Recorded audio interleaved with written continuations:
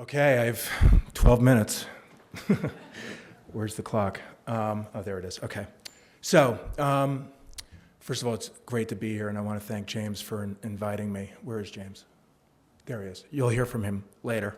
What I want to talk about today briefly is this sort of hybrid world that I live in. Give you a little background about my childhood. I grew up in Manhattan. I'm a city kid and spent a lot of time going to the Bronx Zoo and the Museum of Natural History. Whenever I would look at these official versions of the history of natural history, I was always very aware that there was a story that wasn't being told about how humans have interacted with the rest of nature on this planet. So to make a long story short, I'm going to talk about how I've tried to cope with that information and make paintings and images about a kind of irreconcilable tension between humans and the rest of nature. Obviously, this is an image of enormous power. Everywhere that I've been in my travels, and I do a lot of traveling for my work with my family, which has made it a lot easier over the years, and my partner sitting in the audience, is to go to places that seem to be under a certain amount of stress, which is pretty much everywhere, including Antarctica, Tasmania, Madagascar, and see for myself some of the impact that humans have, like finding dandelions in Tasmania, so on and so forth. So what I've tried to do is make a body of work for the last 25 years that deals with these ideas. I use a lot of inspiration from the history of natural history. I've worked with scientists on projects. Tom Lovejoy is a big inspiration. He's in the front row right here. Stephen Jay Gould, Peter Ward, so on and so forth. These people I looked up to as being basically storytellers about what is really going on, and this sort of unofficial version of, and the real version of how humans have impacted this planet. Let's see if I can get this to go forward. There we go. So obviously you can see the enormous impact that humans have in terms of warfare. But I also want to point out that when humans waltzed out of Africa, I don't know, 1 million years ago or so, 800,000 years ago. Wherever they went, they created extinctions. Australia, North America, so on and so forth. This is actually from Chesley Bonestell's painting right after World War II. It's not of a nuclear explosion in Manhattan, but it's part of a cycle of imagining the unimaginable. This is a meteor impact in lower Manhattan. He also did a cycle of images that have to do with how nuclear explosions would affect the great cities of the world.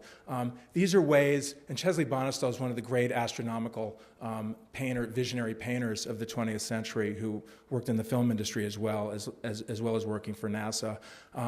Made images about space before it was possible to go into space to sort of show what was going to happen in a scientifically informed way.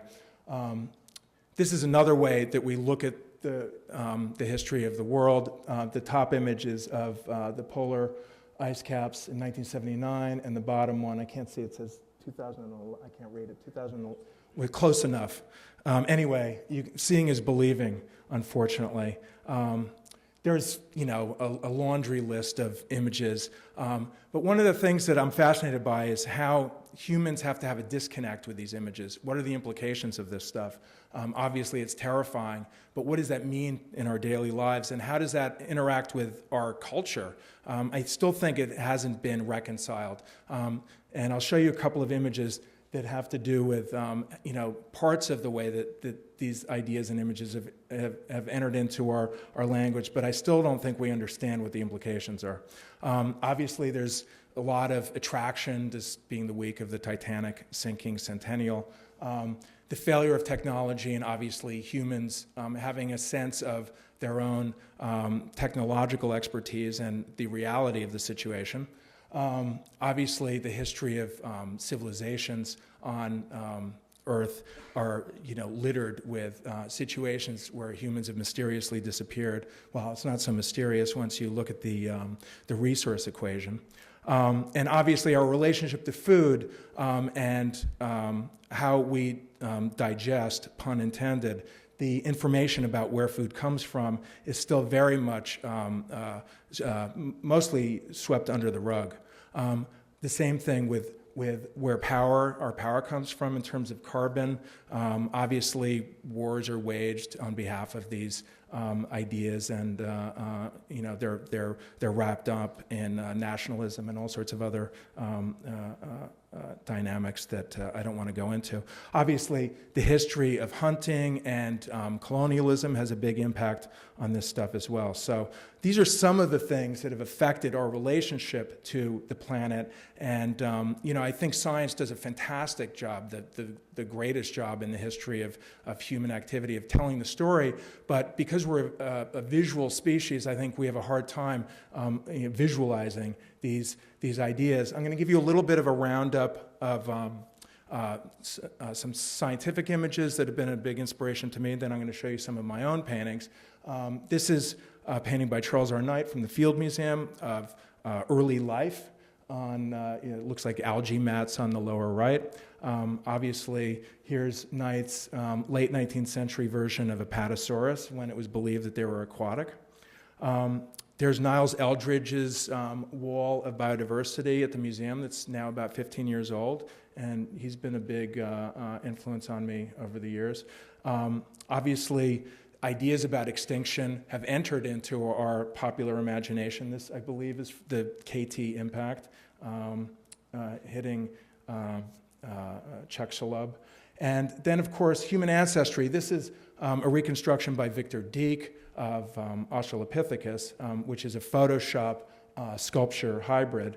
And again, we have a Chesley Bonestell image. There was a big inspiration for not only the space program, but also Destination Moon, George Powell's 1950 science fiction movie. Scientific illustration, this is a SARS virus escaping a human cell and reproducing. These are all things that have been a big influence on me, as well as some more popular culture. This is from Planet of the Apes. We won't go into the geology of the Pacific Northwest and Manhattan schist.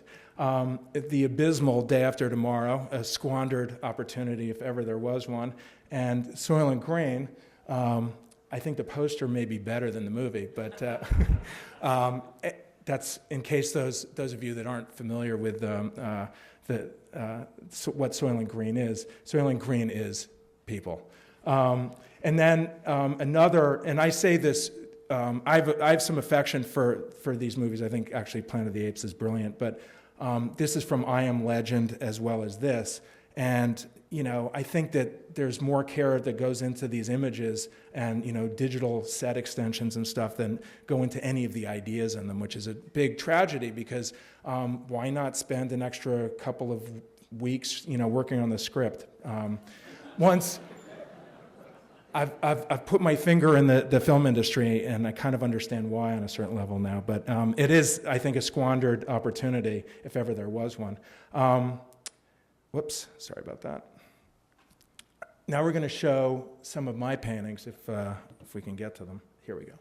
All right, so the way I've tried to cope with some of these irreconcilable tensions over the years is to make paintings about the history of knowledge. This is a painting I made 20 years ago called Evolution, and it's an encyclopedia of some of the life on Earth and the history of life. It's 24 feet long.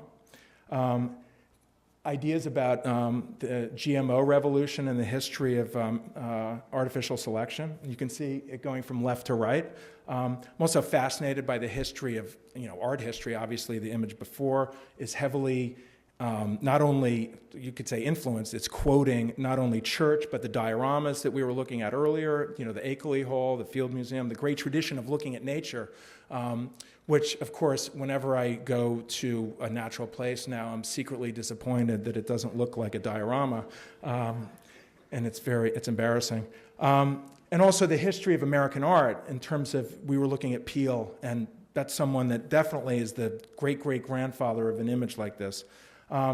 This is an image that comes from let's say, in less of an art historical context. It's not only, except for the sort of 1940s Rothko look, it's also from the Golden Field Guide of Amphibian Evolution. So it's this collision between these two seemingly disparate interests. This is more Foghorn Leghorn than real farm, but it's, I mean, all kidding aside, it is, I mean, I had a great time making it and was laughing all the way, but it was also a way to try to show that the ideas of what a species is and what the species boundary is very arbitrary, and what is appropriate behavior and what isn't in terms of taking genetic information from one or the other. And I have a lot of ambivalence about those issues. I did a cycle about the Biosphere 2 in Arizona in 1992 to 95, which imagined not only the biosphere in Arizona, but it was also taking it into outer space, actually in the solar system, not unlike Silent Running, Doug Trumbull's 1972 eco sci-fi feature. So ideas about time capsules and the arc and so on and so forth have been fascinating to me, and the sort of the hopefulness of gestures like that. This is another image that's somewhat of an encyclopedia. These are some animals that I observed in Guyana with Mark, who's going to be speaking later, when we went to Kaieteur Falls. This is a 16-foot painting. Many of these paintings are very, very large. This is 16 feet. So this is really an encyclopedia of a specific ecosystem in Guyana. This is a 22-foot mural in the Department of Fisheries in Seattle's lobby that is a history lesson and a geography lesson of some of the most notorious extinctions in Earth's history, from humans leaving Central Africa to avian malaria. So some of these projects I set aside months to do research for, or read, or talk to scientists. Others are more intuitive, but they all have a foundation in the scientific ideas and natural history. This is from a project where Dorothy and I went to Madagascar to look at some lemurs and see some remaining forest in the northeast, and I was commissioned by the Lemur Conservation Society to make an image that told the story of what was happening there on some level, and we eventually turned this image. I modified it slightly. This is a painting that's now in the lobby of the U.S. Embassy in Antananarivo, and I couldn't resist showing proof that I was actually there. There's a Bruchisia chameleon, one of my very favorites, that obviously is very good at camouflaging itself in the leaf litter. That was a particularly nightmarish hike, by the way. Here's purely fantasy, somewhat of a self-portrait, contemplating our nearest ancestor, Australopithecus. This is a painting that I actually just showed in New Orleans. On the left are invasive species that come from all over the world invading a bayou swamp in Louisiana, and they're facing off against endemic species of the American South. Here's imagining different climate change scenarios in Central Park. There's a street around the corner from my studio. There's a long story that I won't go into for this. I'm rushing ahead a little bit because I see my time is almost up. Okay, that's pretty self-evident. You have a snakehead, Chana orientalis, in the center there.